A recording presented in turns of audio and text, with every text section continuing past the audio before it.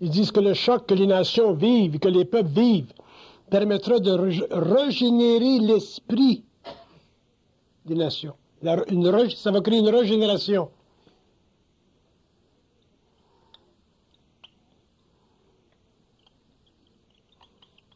Et cette régénération-là permettra au gouvernement de réétudier l'ensemble de l'humanité. Ce qui veut dire réétudier, ça veut dire que les gouvernements, les gens qui prennent des décisions, regarderont l'humanité d'un autre œil.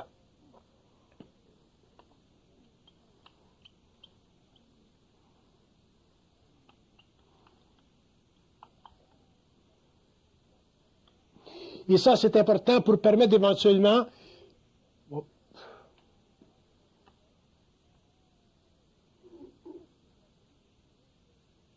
une mondialisation de la politique. Lorsque la politique sera mondialisée, au lieu d'être compartimentalisée dans des nationalismes basés sur les politiques du 20e siècle, 19e siècle et antérieurement, à ce moment-là,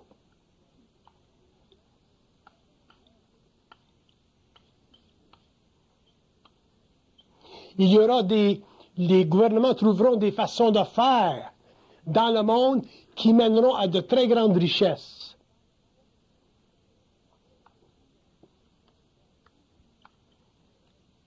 Ils disent que la richesse n'est pas simplement un pouvoir financier.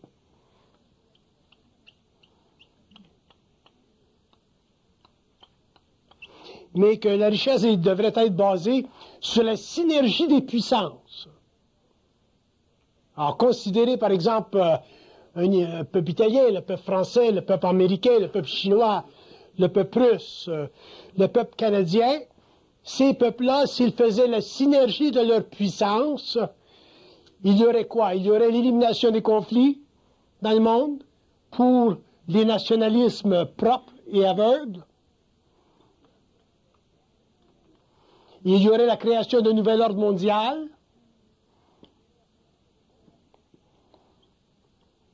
Mais un ordre mondial basé sur l'après-choc.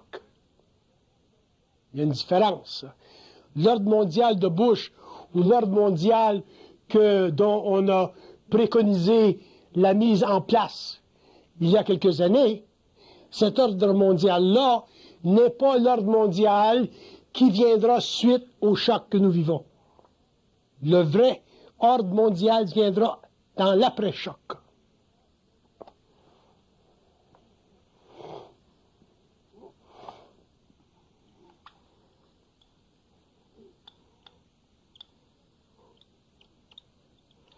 Ils disent que ce n'est pas le problème. Ce n'est pas le phénomène de la globalisation qui est le problème dans le monde.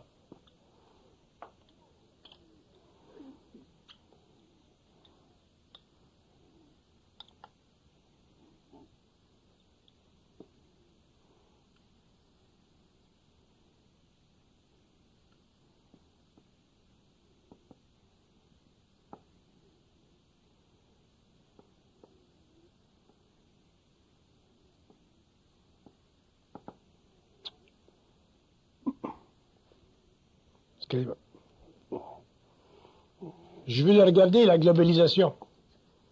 Bon, alors ils disent, c'est pas la globalisation qui est le problème.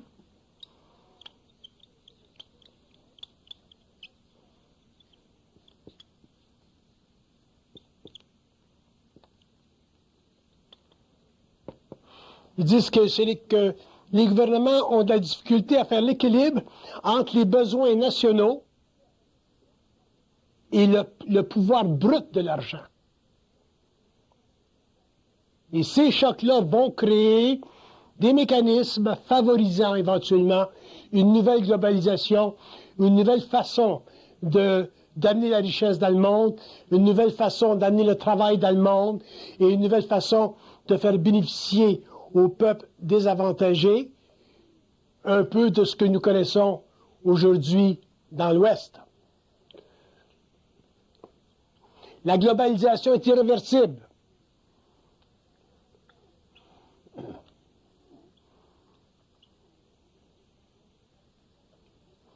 Parce que la globalisation, c'est la saturation des marchés par une masse grandissante d'argent. La masse monétaire dans le monde, elle grandit, puis elle grandit, puis elle grandit, puis elle grandit. Pourquoi? Parce qu'il y a de plus en plus d'inventions, de plus en plus de créativité, l'influence de la science, de la technologie, ainsi de suite. Donc la masse monétaire grandit et grandit, et donc la saturation des marchés est inévitable. Et c'est pour ça que la globalisation, c'est simplement le mouvement de ces grandes masses financières-là vers le rivage de certaines surfaces nationales. Donc c'est inévitable la globalisation. Il dit, vous pouvez vous battre au niveau des idées, mais vous ne pourrez pas vaincre le flux. Que vous battiez au niveau des idées, c'est bon. Ça fait partie de l'expérience intellectuelle des jeunes, de la jeunesse, par exemple.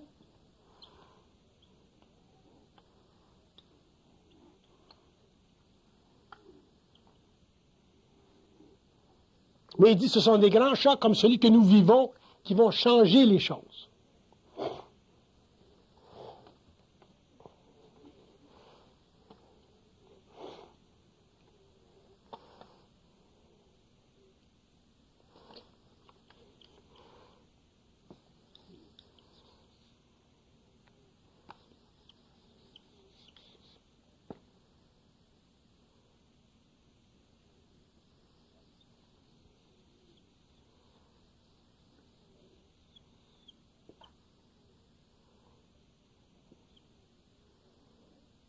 Je comprends pas.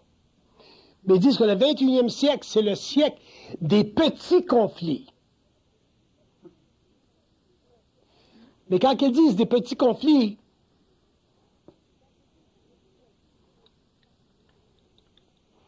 ils veulent dire des conflits qui partent de rien.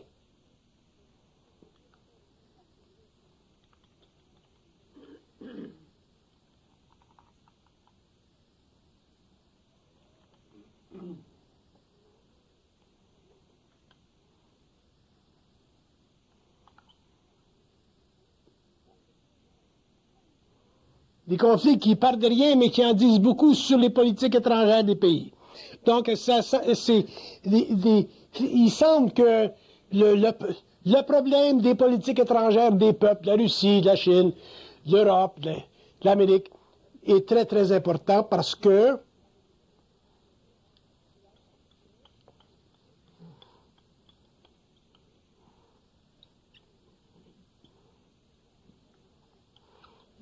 parce qu'ils disent que c'est la politique étrangère qui peut créer de la dislocation, comme c'est la politique étrangère qui peut créer de l'harmonie. Donc c'est très important que les pays en arrivent éventuellement à développer des politiques étrangères qui sont réellement allumées. Et encore, comme ils disent, c'est ce choc-là qui va le permettre.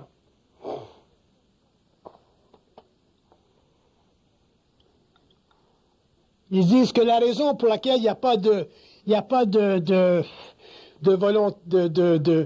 volonté politique créative, c'est parce que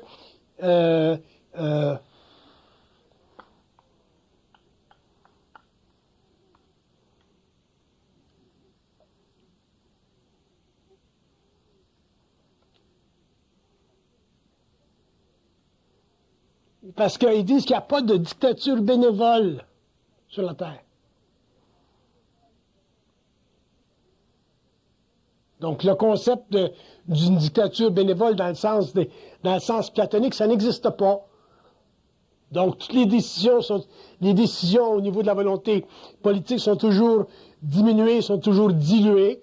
Et c'est pour ça qu'on vit depuis des siècles, on vit énormément de diffraction dans la lumière qui doit allumer les peuples et donner aux peuples une certaine intelligence, une certaine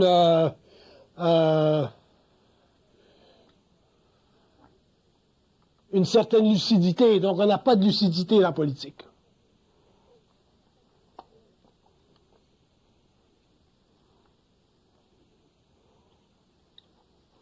Et la crise est importante parce qu'elle fait partie de la programmation de la Terre.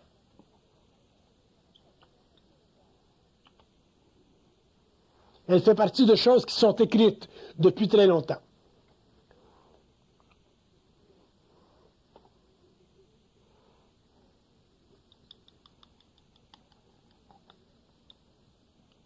Regardez les événements avec votre conscience et non pas avec votre ego.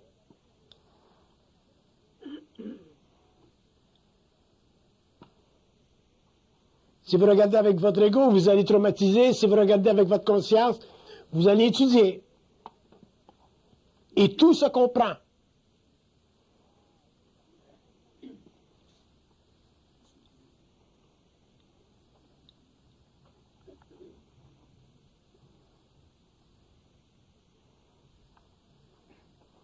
Ils disent, pour comprendre, il faut faire la part des choses et ne pas prendre parti pris pour un côté ou l'autre. Donc, on a le problème de la thèse, de la synthèse et de l'antithèse aujourd'hui. Donc, l'Europe, l'Amérique, la thèse, l'antithèse, c'est le phénomène outrancier du terrorisme. Et la synthèse, c'est ce qui va se produire une fois que tout ceci sera fini. Et c'est ça qui va amener à un nouvel âge et à une reconstruction à l'échelle mondiale des anciennes politiques qui, par le passé, étaient subordonnées au nationalisme. À vous des questions? Est-ce que ça va arriver jusqu'en l'an 3000, tout ça? Ce bien-être-là dans l'humanité, cette conscience? Il y aura un bien-être relatif dans l'humanité après cette grande crise-là qui va durer un certain nombre d'années. Il y aura un bien-être parce que les politiques étrangères des pays seront ajustées. Et la façon de penser, la façon de voir, la façon de régler les problèmes va être ajustée. Mais c'est pas tellement long. C'est pas tellement long. Quelques années. Ça va durer quelques années, ce conflit-là, c'est sûr. Ensuite, il y aura une évolution, une progression, un grand développement. Oui, monsieur. Si. Vous avez parlé du karma des nations. Est-ce que, par exemple, sont les victimes des attentats, est-ce qu'ils avaient un karma individuel? C'est un karma individuel, oui. C'est pour ça que quand on regarde des crises comme ça, sur le plan individuel et sur le plan collectif,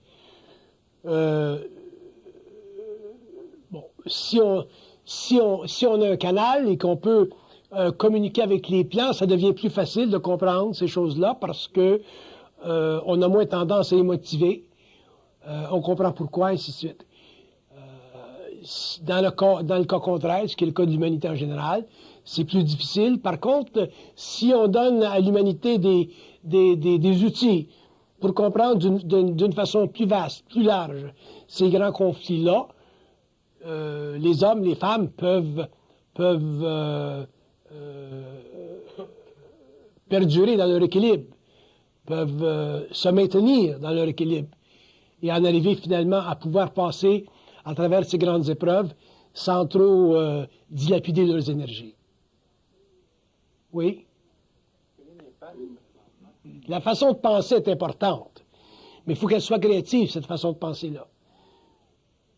L'homme, en général, quand il pense par réflexion, il est agité, il pense avec ses émotions, donc la communication intérieure est très faible.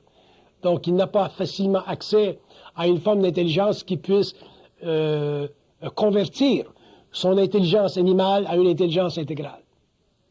Oui, excusez. Quel est l'impact que ça va donner sur les enfants présentement qui vivent Ça dépend des parents, ça dépend de la culture dans laquelle ils sont, ça dépend comment on va les élever à travers cette crise, ça dépend comment on va leur expliquer la crise, ainsi de suite. Les parents, vous savez que les parents ont une grande responsabilité par rapport aux enfants parce que un enfant qui est élevé en relation avec des parents, dans le fond, il est initié. Le parentage, c'est une initiation. C'est une initiation de bas niveau, mais c'est une initiation parce que les parents savent des choses que les enfants ne comprennent pas. Et c'est très important que les parents aient une certaine intelligence, une certaine sagesse, une certaine sagacité pour pouvoir expliquer ce phénomène-là de manière à ce que l'esprit de l'enfant grandisse au lieu que l'esprit de l'enfant se recroqueville et en arrive finalement à développer les mêmes vices que nous avons eus dans le passé. Donc, nous devons protéger nos enfants de nos propres faiblesses, nos propres malfaçons de penser. Et ça, nous pourrons le faire dans la mesure où nous-mêmes, nous avons un certain niveau d'évolution. Et à ce moment-là, les enfants pourront étudier avec nous, les adultes, le phénomène et grandir à travers ce phénomène, au lieu de vivre, comme je disais, recroquevillés, émotivement paralysés et incapables de réellement palper la grandeur si vous voulez, de l'accident dans le monde. Parce que cet accident-là, il a une grandeur, cet accident. Mais ça prend des parents qui ont une certaine conscience pour pouvoir l'expliquer. Donc, transférer à nos enfants notre émotivité, ça ne les aide pas. Par contre, transférer à nos enfants notre intelligence, notre façon de voir, dans la mesure où cette façon de voir est claire, intelligence est nette, plus ou moins libérée d'émotivité, plus ou moins libérée de notre animalité naturelle, à ce moment-là, ben, ça leur permettra de grandir, de passer à travers un événement et de dire un jour, ben ça, j'ai connu ça, j'ai compris ça, et je m'aperçois aujourd'hui que, effectivement, ça a mené l'humanité à de plus grands actes, à une plus grande nature, et ainsi de suite. C'est très important, pas simplement pour les enfants, mais pour les adultes aussi, et même pour les gouvernements, mais tout se résout à l'individualité. C'est très important de comprendre que sur la Terre, dans le monde, dans ce bas monde, la crise est toujours nécessaire pour le passage à un autre niveau. Les gens qui ont vécu des initiations le savent, les gens qui vivent de l'expérience fatale le savent, les hommes, les êtres, je dis les hommes génériquement, qui ont grandi, qui ont compris, qui ont mis le doigt sur certaines incertitudes, le savent. La vie, c'est une école. La Terre, c'est une école. Mais le problème, c'est que nous avons aujourd'hui, nous bénéficions dans un sens d'une civilisation très matérielle, qui nous aide sur le plan matériel, qui nous aide sur le plan de la survie, mais nous avons une civilisation qui est trop éloignée de certains grands courants de pensée fondamentaux, profonds, ésotériques, occultes, qui faisaient partie dans le temps des structures ésotériques de la civilisation judéo-chrétienne, de toutes les civilisations, bouddhistes, le grand et le petit véhicule, zoroastre, en Orient, ainsi de suite. Nous avons perdu contact avec ça, parce que nous avons philosophisé sur la nature de la vie au lieu de la comprendre à partir de certains périmètres qui étaient à l'extérieur de notre constellation rationaliste. Donc l'homme reviendra à ceci parce que l'homme aura besoin demain de comprendre que la nature de l'intelligence est beaucoup plus vaste que la simple accession rationnelle qu'il a à des données qui font partie de la mémoire de la race. La preuve, c'est que il y a des initiés, il y a des gens qui canalisent, qui ont de l'information, qui sont en communication télépathique avec les plans et qui sont capables de comprendre ce qui se passe d'une manière objective. Et ça fait partie du patrimoine de l'humanité, ça fait partie de l'évolution de l'humanité, ça fait partie de la conscience plus avancée de l'humanité, mais sur le plan individuel, il faudra que des hommes dans le monde, un jour, en arrivent à constater que ce patrimoine fait partie de toutes les consciences, que l'homme n'est pas supérieur à un autre, que tous les hommes ont accès à de la lumière, dans la mesure où ils sont capables, sur le plan de l'ego, de substituer le mensonge rationnel, c'est-à-dire la désinformation rationnelle, qui semble souvent être une forme de vérité, pour en arriver finalement à faire une synthèse, c'est-à-dire à élever le regard au-dessus de la dualité. Et cette dualité qui est faite du vrai ou du faux, du bien ou du mauvais, fait partie d'une conscience universelle, accessible à tous, et qui n'a rien de sorcier, qui n'a rien de si vaste, autre que l'affabulation que nous lui portons parce que nous sommes mesmérisés par des faits et gestes qui ne font pas partie de notre conscience. L'homme doit réaliser que la vie, elle est vaste, mais que la vie, elle est très près, que la conscience, elle est vaste, mais que la science de la conscience est très près, et que nous avons encore beaucoup de temps sur le plan de l'évolution de notre planète, sur le plan de l'évolution de la philosophie, sur le plan de l'évolution de la science, du cerveau, sur le plan de l'évolution de la conscience, sur le plan de l'évolution de la philosophie, pour comprendre les origines de la pensée. Nous avons étudié tout, mais nous n'avons pas étudié les origines de la pensée. Nous avons étudié le phénomène de la pensée, mais nous n'avons pas étudié les origines de la pensée. Et un jour, nous étudierons les origines de la pensée. quand nous serons prêts à étudier les origines de la pensée, nous passerons en tant qu'homme à un autre âge, à un autre stade de l'évolution de la conscience humaine, et nous découvrirons qu'effectivement, nous sommes, en tant qu'hommes, dans un corps matériel, des êtres incarnés, c'est-à-dire que nous avons une âme, c'est-à-dire une très vaste mémoire, et que cette âme-là, cette vaste mémoire, doit être raccordée à des circuits universels qui sont en eux-mêmes le siège, la puissance et l'origine de toute forme d'intelligence dans le cosmos local. Une fois que nous aurons réalisé ceci, nous nous libérerons sur le plan psychologique des vertus rationnelles de nos éducations universitaires pour en arriver éventuellement à confronter l'abîme même de notre moi, qui est le contact universel, avec une télépathie qui dissout le moi rationnel pour amener éventuellement le moi créatif universel à une fusion avec notre propre identité.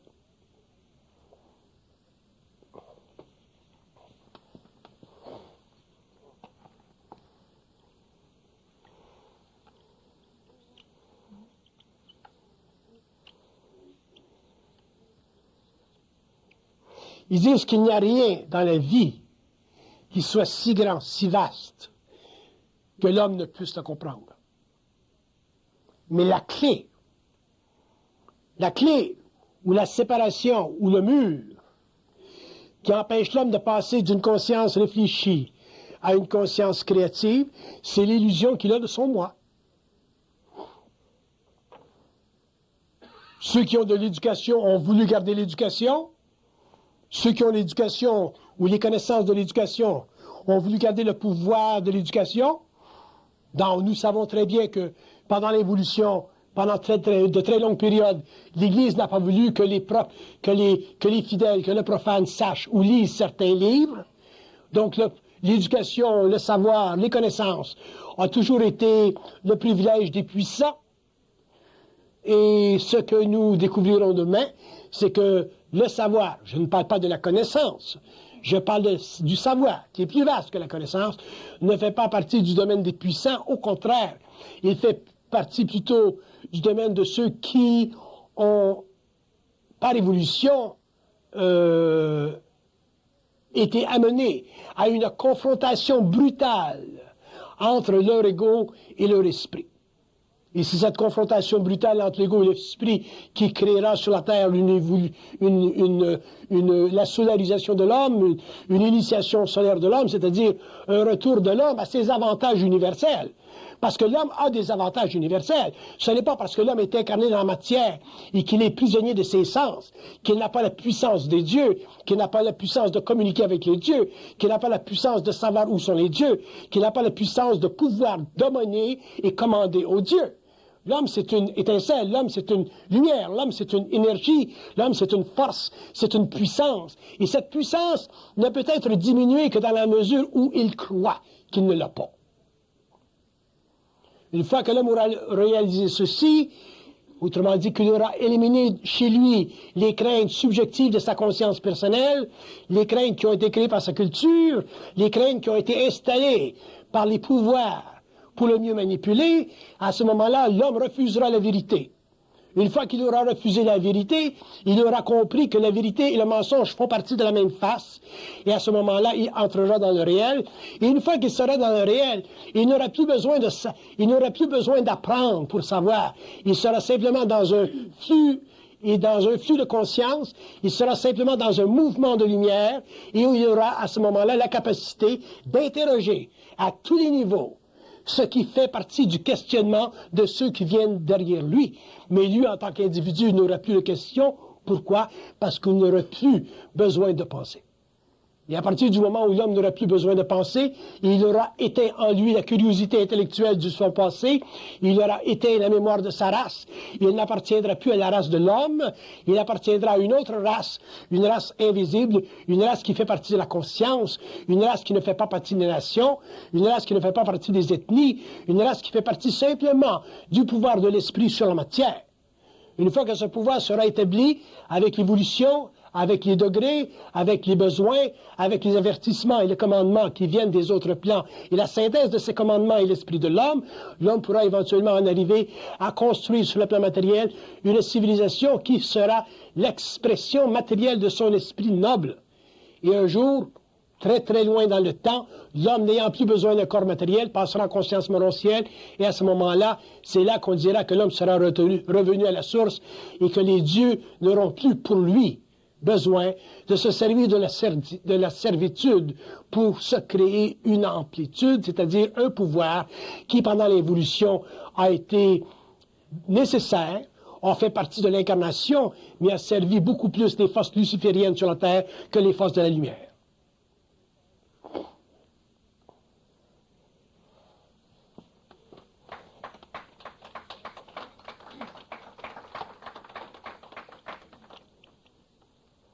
Ils disent qu'il n'y a rien dans l'homme qui ne soit connaissable. Qu'est-ce que ça veut dire? Il n'y a rien dans l'homme qui ne soit connaissable, ça veut dire que l'homme a la capacité de créer toutes les architectures dont il a de besoin pour s'élever au-delà de sa condition. S'élever au-delà de sa condition veut dire toute condition qui lui est imposée de l'extérieur. Que ces conditions soient des conditions historiques, que ces conditions soient des conditions nationales, politiques, idéologiques, spirituelles, religieuses, à tous les niveaux. À partir du moment où l'homme est conditionné dans son mental par des conditions qui font partie de l'histoire de l'humanité, il n'est pas libre. Il fait partie de l'humanité. Il est régi par la programmation de l'humanité. Et s'il est conscient et se libère de cette programmation, bien qu'il puisse, dans un corps matériel, participer physiquement, sensoriellement, au chaos qui existe, mais dans sa tête, dans sa conscience, il est libre. Et l'homme doit en arriver à être libre. Il doit en arriver à être libre à tous les niveaux. Mais être libre n'a rien à voir avec le libre arbitre. Le libre arbitre, c'est une condition psychologique qui a été adaptée par l'humanité, développée par les philosophies, pour enterrer la puissance de l'homme. Lorsque l'homme sera libre, il n'aura plus besoin de personne pour lui dire qu'il est libre. Il s'affranchira librement de toute généalogie, de toute façon de penser, de toute mémoire. Il sera vibratoire, il aura une conscience vibratoire. Non seulement sera-t-il celui qui entend la voix, il sera la voix. Et pour que l'homme en arrive à ce stage dans l'évolution, il faut qu'il commence à prendre conscience que sa réalité ne peut pas découler, dériver de la réalité de quoi que ce soit en dehors de lui. Qu'il respecte les sociétés, qu'il respecte les mémoires, qu'il respecte les humanités, qu'il respecte les ethnies, qu'il respecte les religions, ça va de soi. La conscience respecte ce qui vient avant elle.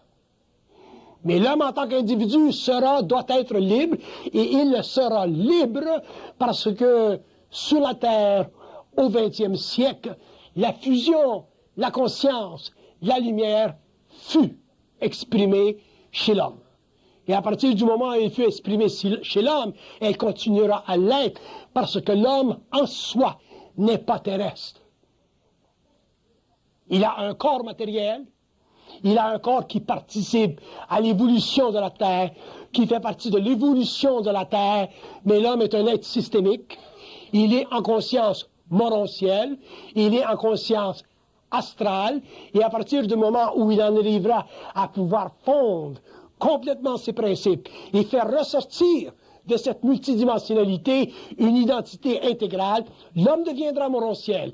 Il passera à une autre conscience, à une autre évolution, et la phénoménalisation de l'homme, au-delà des concepts de Pierre Teilhard de Chardin, sera une phénoménalisation, non pas sur le plan atomique de la conscience, mais sur le plan lumière de la forme. Et à partir du moment où l'homme sera dans le plan lumière de la forme, il aura la capacité de s'exécuter de la même manière que par le passé, les esprits de la forme ont exécuté lorsqu'ils ont fait la création de l'âme. L'homme doit connaître tout. L'homme doit connaître tout ce qui l'empêche de connaître tout. Pourquoi? Parce qu'il est dans le fond, non pas simplement une créature, non pas simplement le résultat d'une création, mais il est l'expression, sur le plan systémique, de la formulation intégrale de la lumière dans le mouvement précis de sa puissance. Et lorsque l'homme réalisera ceci, il fera sauter en lui sa mémoire. Donc il n'aura plus besoin de la sécurité de son âme pour l'expression de sa vitalité, il sera dans son esprit, il sera mononciel, il sera libre. Le libre arbitre ne fera plus partie de ses contestations. Il n'aura plus besoin de la philosophie parce qu'il n'aura plus besoin de penser. Il n'aura plus besoin d'elle non plus parce qu'il aura été en lui la curiosité. Il pourra regarder le monde de la politique, le monde du chaos, le monde de la beauté, le monde de l'art, le monde de la matière, et voir dans ce monde ce qu'il doit voir et oublier tout le reste. On va bien par de la voix, Calice.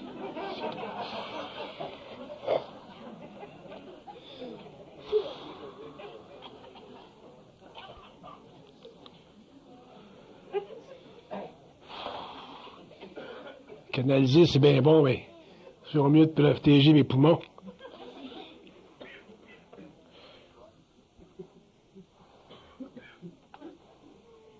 Il va être bon le café chez Ferrari, Yannick. Il va être bon le café chez Ferrari. Come on, smile, laugh a little bit.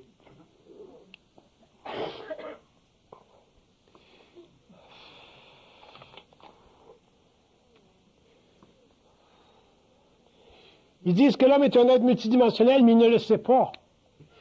Et pourquoi il ne le sait pas? Parce que il n'a jamais compris que sa condition matérielle était le produit d'une programmation. S'il avait compris que sa condition matérielle était le produit d'une programmation, quelle que soit la nature de son expérience, à l'intérieur de cette programmation, il s'en serait rendu libre. Et à ce moment-là, il aurait développé sa conscience, il aurait développé ses centres, il serait devenu un être très, très psychique sur le plan mental, et aujourd'hui, il serait un être suffisamment développé pour pouvoir bénéficier d'une télépathie avec les plans. Mais ce n'est pas ce qui s'est produit. Il y a des choses qui ont été mises sur son chemin et qui ont bloqué son développement, ces choses nécessaires. Ça a été la philosophie, ça a été la religion, ça a été les façons de penser, ça a été les idéologies. Et un jour, l'homme se libérera de ça. Et à ce moment-là, quand il verra ce qui se passe dans le monde, il le comprendra et il ne sera pas terrorisé. Donc, cette conférence que je vous donne, c'est pour vous faire comprendre l'inutilité de vous terroriser de ce qui se passe. Regardez ça d'une façon, regardez ça avec aplomb et essayez de le comprendre en relation avec votre intuition, en relation avec un cadre qui est plus vaste que ce qui nous est exposé dans les médias. Sinon, vous allez vivre des tensions, vous allez être traumatisé et vous allez souffrir pour rien. Il n'y a rien là. Oui. Ça veut dire que plus que tu changes, plus il faut relaxer.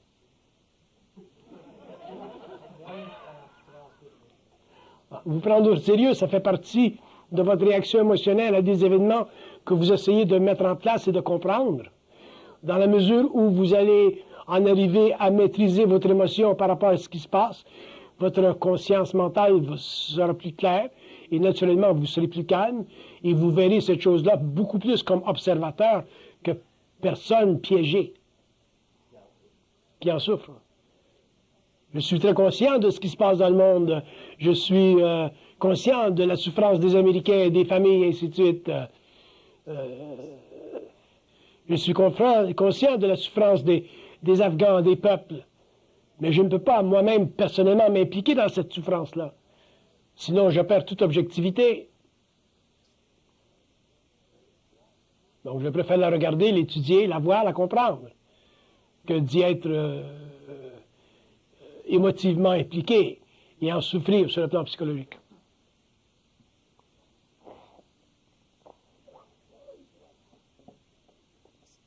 D'autres questions? Oui? Selon vous, présentement, c'est la confrontation de deux vieilles mémoires religieuses, l'islam et le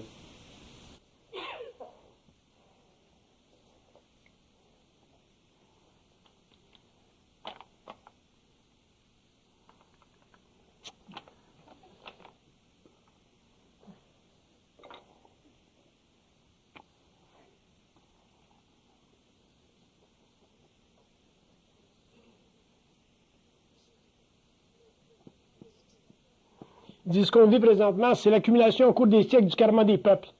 C'est le karma des peuples.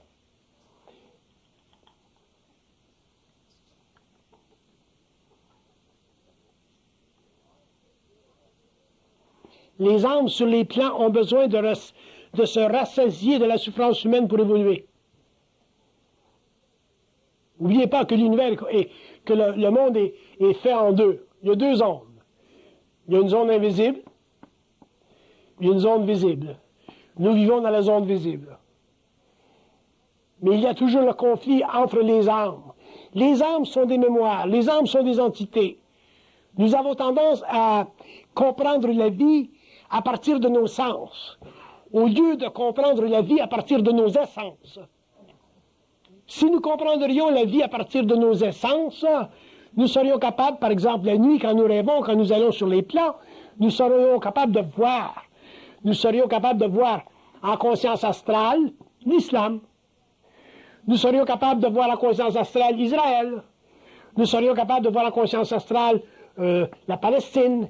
Donc, nous serions capables de comprendre le phénomène humain à partir d'un constat astral.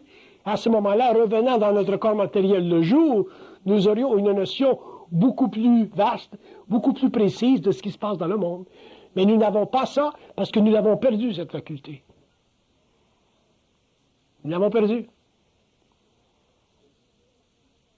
Ce que nous vivons aujourd'hui, c'est la confrontation, c'est le résultat du karma des nations.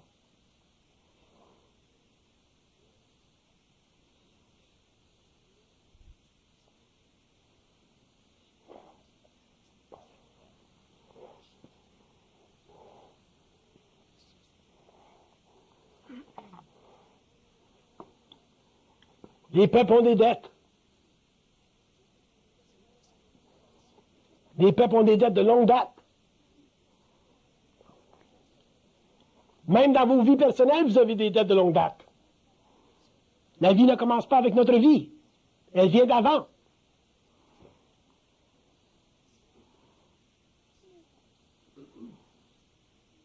Comment reconnaître ces dettes-là, les dettes d'affaires, l'obligation de payer de communauté? Il dit, il ne s'agit pas pour vous de payer la dette, elle va se payer toute seule. Quand on vous met dans la merde, vous payez la dette. Être dans la merde, c'est payer la dette. Perdre son enfant, c'est payer la dette. Avoir le cancer, c'est payer la dette. Se faire tirer, c'est payer la dette. Aider quelqu'un, c'est payer la dette. Vouloir guérir quelqu'un, c'est payer la dette. Vous êtes toujours en transaction karmique.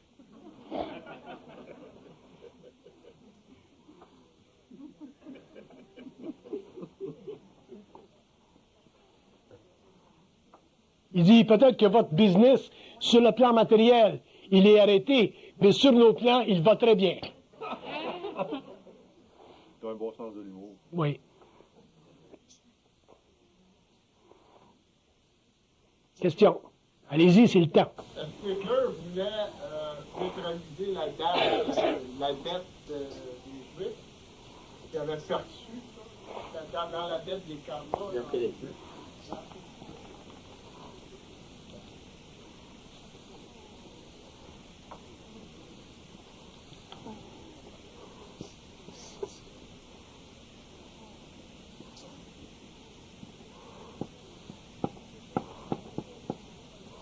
Il dit qu'Hitler était possédé par des entités suffisamment puissantes pour lui enlever la vision créative de la Grande Allemagne. Il a été astralisé, Hitler. Il vivait avec un poltergeist à côté de lui toute la journée, 24 heures par jour. Quand il était à Nuremberg et qu'il faisait ses grands speeches, il était en possession, il était en vibration astrale. C'est pour ça qu'il a mesmérisé le monde.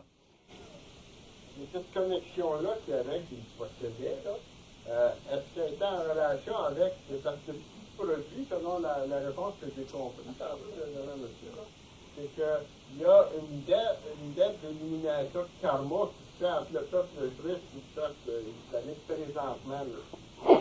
C'est mort. Et la Deuxième Guerre mondiale, les Juifs, Hitler, ça a été le milieu exterminé, c'est ça. Là. Fait que est-ce qu'il y avait un lien avec ce qui se produit aujourd'hui à ce moment-là, quand il a fait tout le mouvement pour éliminer les Juifs?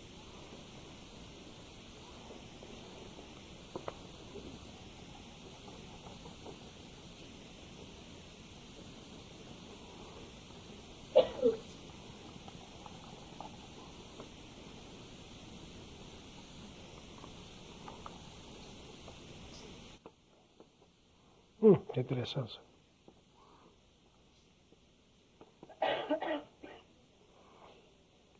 Ils disent que quand Hitler a fait son holocauste en Allemagne, ce sont les conséquences de l'acte qui étaient nécessaires, parce que c'est ce qui a mis un terme à la puissance de l'Allemagne en Europe. Son acte, l'acte qui a tourné l'Europe, qui a tourné l'Ouest contre lui,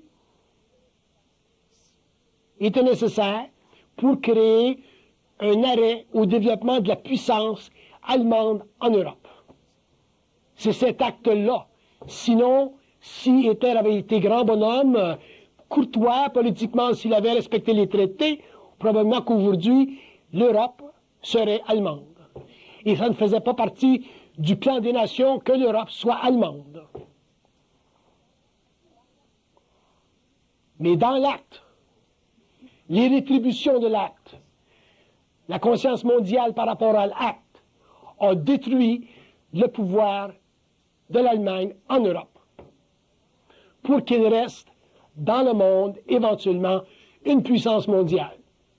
Et c'est l'Amérique. Sinon, il y aurait eu une continuité des conflits. Regardez ce qu'ils disent sur...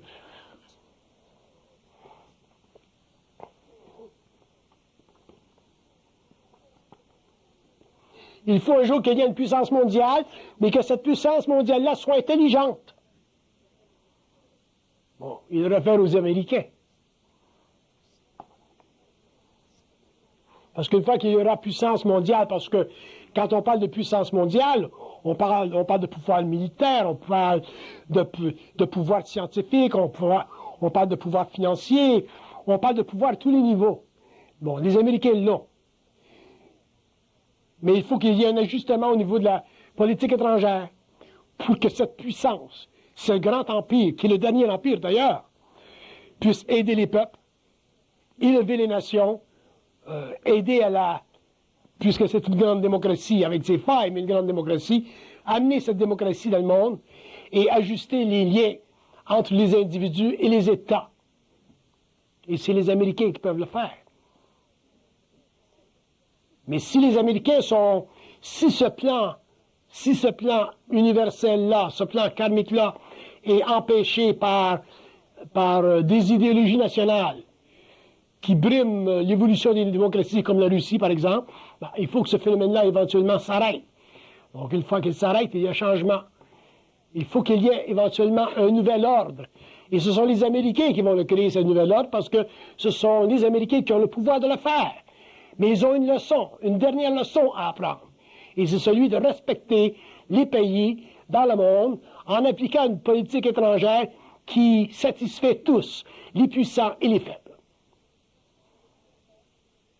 Donc c'est nécessaire que l'Allemagne soit détruite. Parce que l'Allemagne, sur le plan cosmique, sur le plan universel, sur le plan des karmas mondiaux,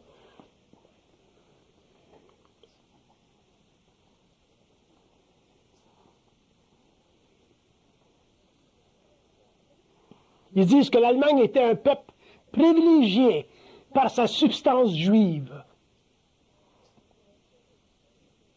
Si on sait que les Juifs, on sait que le peuple juif, c'est très intéressant le peuple juif. C'est un des grands peuples de la terre, le peuple juif. C'est un peuple qui a le motto de toujours développer l'éducation, se raffiner sur le plan de l'éducation. Donc le peuple juif, c'est un grand peuple à ce niveau-là, au niveau de la civilisation. Et l'Allemagne a bénéficié de ce peuple-là. On regarde simplement les scientifiques, on regarde Einstein, on regarde tous les gens qui sont sortis, les grands philosophes, et ainsi de suite.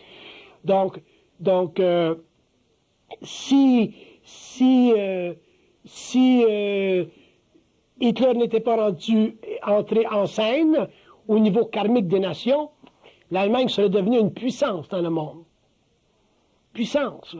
Il serait probablement devenu une puissance qui aurait rivalisé avec l'Amérique. Et si elle avait rivalisé avec l'Amérique, il y aurait eu scission entre l'Europe et l'Amérique, et ceci ne fait pas partie du plan des nations. Il faut qu'il se crée éventuellement un ordre mondial. Oui. Comme tu dis, entre l'Amérique, le libre, par rapport à des choses, des gens qui sont les gens qui sont pas positables, qui sont pas... Je comprends pas votre question. Soyez plus clair. La question, c'est que, comme tu dis, en haut et en bas, en Amérique, ils sont pas... Il y a un arbre, ils ont été qui va être là. Il y a quelque chose qui est Bon, il y a une asymétrie. C'est pas qu'il y a une symétrie, c'est qu'il y a une asymétrie entre l'Amérique ou l'Europe ou la civilisation moderne et les anciennes civilisations tribales qui, au niveau du terrorisme, sont extrêmement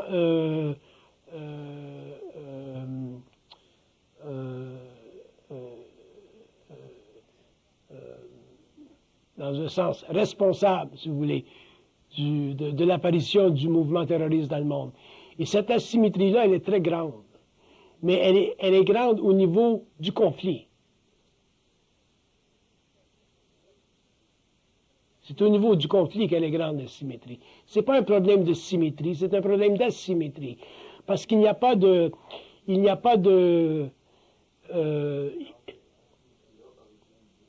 Elle est l'origine du fait que vous avez des individus qui sont extrêmement intégrés dans des perceptions ou dans une foi religieuse qui les met à l'extérieur complètement de la psychologie normale des peuples occidentaux. Autrement dit, il n'y a aucune individualité. Donc, là où l'individu se perd dans une unité, donc dans une divinité, et qu'il reconnaît qu'après la mort, il s'en va directement au paradis, cette forme de conscience religieuse, elle est trop puissante si elle est activée négativement contre une civilisation qui, techniquement, est très matérialiste. Donc, la civilisation matérialiste, ou spirituelle dans le sens acceptable ou accepté du terme, doit éventuellement se protéger, parce que sinon, éventuellement, elle ne pourrait pas survivre. Parce que on regarde un peu la mafia. Si on regarde la mafia est devenue puissante. Pourquoi? Pas parce qu'elle était intelligente. Elle est devenue intelligente, elle est devenue puissante parce que si on était contre elle, on se faisait tirer. Elle avait la capacité de tuer. Ce ne sont pas tous les peuples, tous les individus qui ont la capacité de tuer. Donc, quand vous avez une organisation qui a la capacité de tuer, elle accède instantanément au pouvoir. C'est la même chose avec un terroriste qui a la capacité de se détruire, soit par des explosifs ou en prenant un avion et l'envoyant contre une tour à New York. C'est un pouvoir absolument très grand et c'est ça qui crée cette grande asymétrie et c'est ça que les peuples occidentaux, les peuples des Nations Unies, seront forcés, d'une manière ou d'une autre, que ça prenne 1 an, 2 ans, 3 ans, 15 ans, 20 ans à éliminer. Mais ils le feront, ils n'ont pas de choix. Et c'est la seule raison pour laquelle tous les États des Nations Unies ont signé, au bas de la feuille, l'article numéro 5. C'est une très grande asymétrie. Jamais les nations ont connu une telle asymétrie. C'est parce que si on me demandait quel est le problème fondamental sur le plan technique de tout ce chaos, c'est un problème de symétrie, de conflit.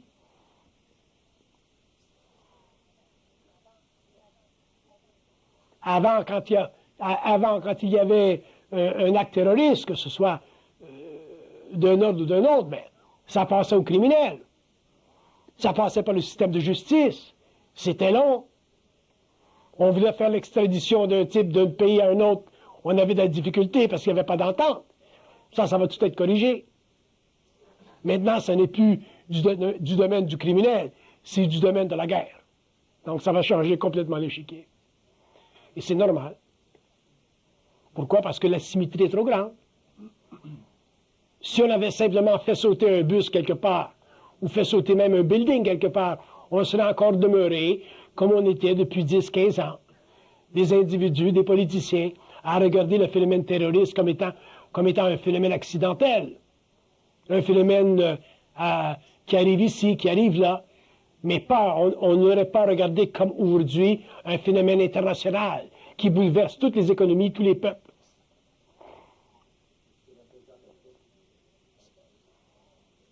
C'est représentatif de ce qui se passe sur les plans, oui.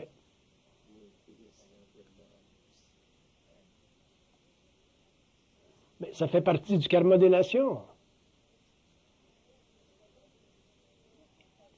Il y a des gens qui m'ont déjà demandé, mais qu'est-ce que vous pensez, M. Bernard, d'un type que j'aille travailler comme missionnaire en Afrique?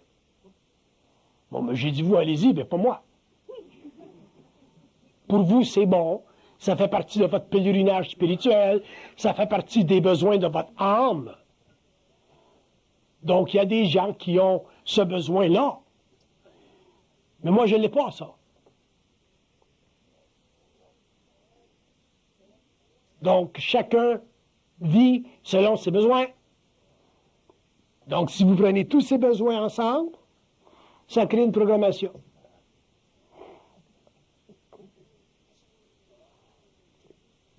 Pour le terroriste qui croit fermement qu'à partir du moment où il s'éclate, qu'il entre directement par la grande porte dans le ciel, c'est réel. C'est réel. Mais moi, j'ai trop de doutes, je connais trop le mensonge pour qu'on me dise que si je me fais sauter, je vais directement au ciel.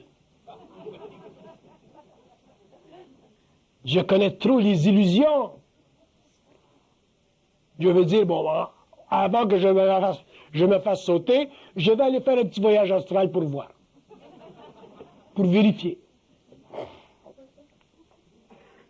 Oui. Donc, les sociétés modernes actuelles sont responsables de l'asymétrie.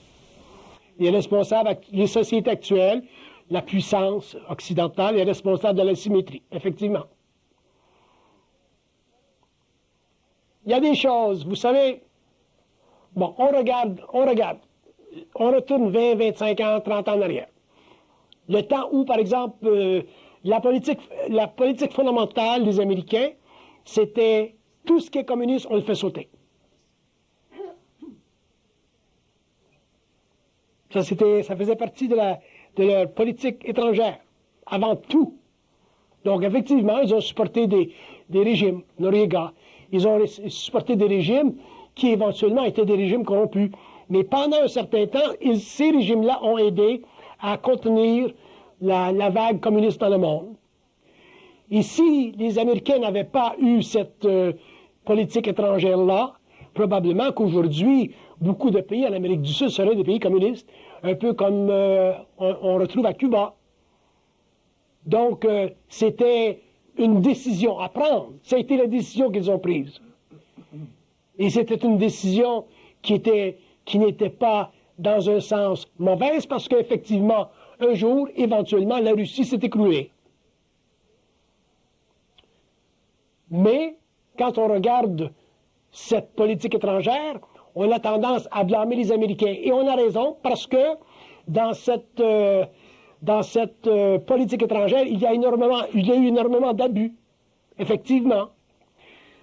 Mais ça fait partie de la vie, ça fait partie de la vie des nations, ça fait partie de la polarisation, de toute l'énergie astrale d'un peuple.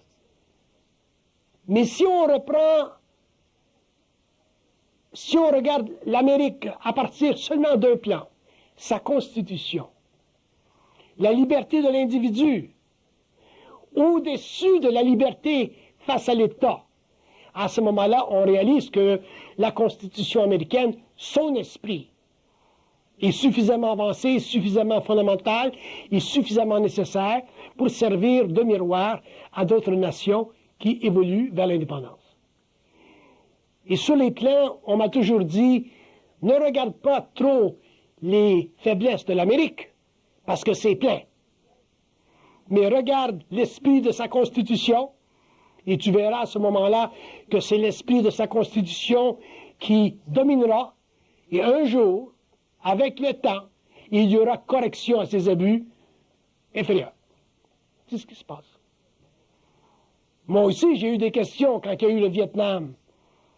J'ai eu des arguments avec eux pendant des années. Et on me disait toujours, ce n'est pas Vietnam qu'il faut regarder, c'est la Constitution. Vietnam, ça va se corriger. On verra les erreurs qu'on a faites. Mais la Constitution américaine demeurera. Et c'est ce qui compte.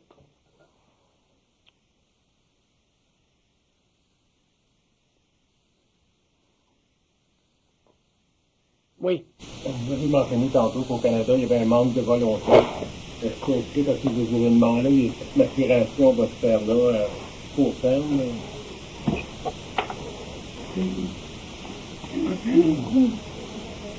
Le Canada veut toujours garder son indépendance culturelle, psychologique.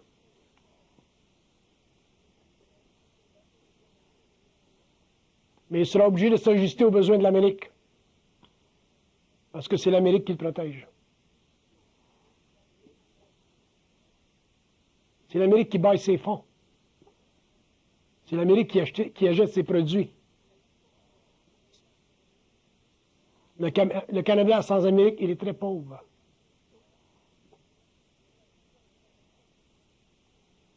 Parce qu'il n'a pas la puissance d'exportation.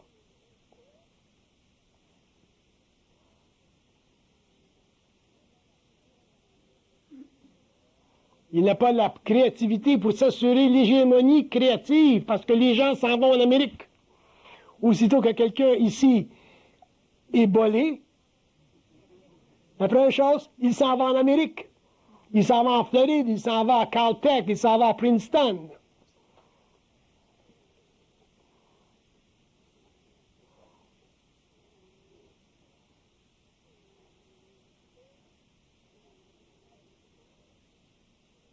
Le Canada, c'est le petit frère des Américains.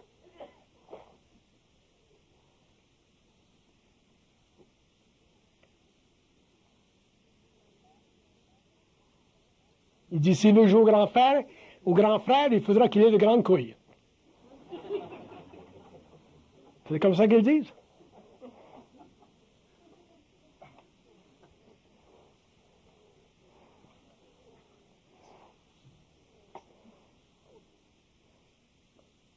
Oui. Vous avez dit tantôt, au niveau de Védim et Védic, que nous avons perdu des facultés. Pourquoi avons-nous ça?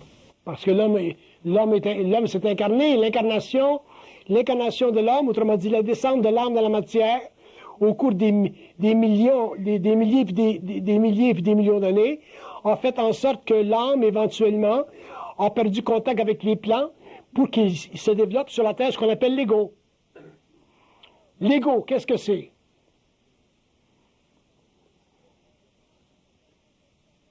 L'ego, c'est une façon de voir qui vous permet d'être indépendant de nous.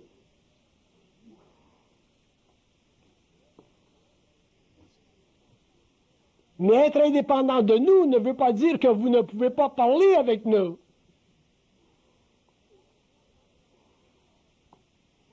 Bernard de Montréal est indépendant de nous, mais il peut parler avec nous. À ce moment-là, nous n'avons pas de problème avec Bernard de Montréal.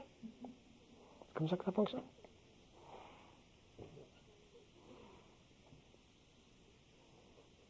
Oui.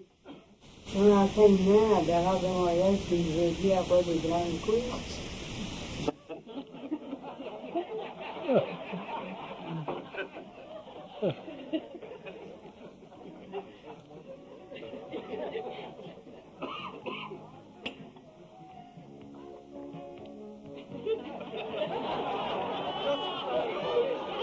Le timing était bien.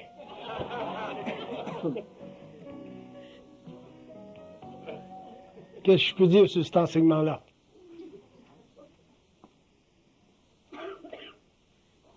Ils disent il est bien, dans la mesure où il est compris. Il ne sert pas, c'est pas compris. C'est aussi simple que ça.